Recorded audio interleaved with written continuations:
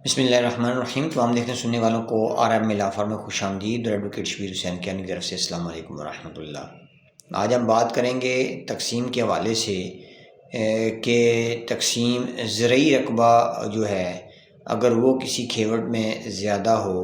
تو اس حوالے سے تقسیم کا جو اختیار ہے وہ اس کھیوٹ کو تقسیم کرنے کا اختیار ریونیو کورٹس کے پاس ہے، یا آپ سول کورٹ سے بھی تقسیم کروا سکتے ہیں۔ تو آپ کو اس حوالے سے آگاہ کرتے چلیں کہ اگر کسی کھیوٹ کا زائد رقبہ یعنی اس پہ موجود جو خسرہ جات ہیں اس میں سے زیادہ رقبہ جو ہے وہ زرعی ہے اور کم رقبہ جو ہے وہ کنسٹرکٹڈ ایریا ہے یعنی تعمیراتی ہے، تو اس صورت میں جو تقسیم کا اختیار ہے وہ ریونیو کورٹس کو تقسیم کا اختیار حاصل ہے، اور ریونیو کورٹس ہی ایسی کھیوٹ کو تقسیم کرنے کے مجاز ہیں،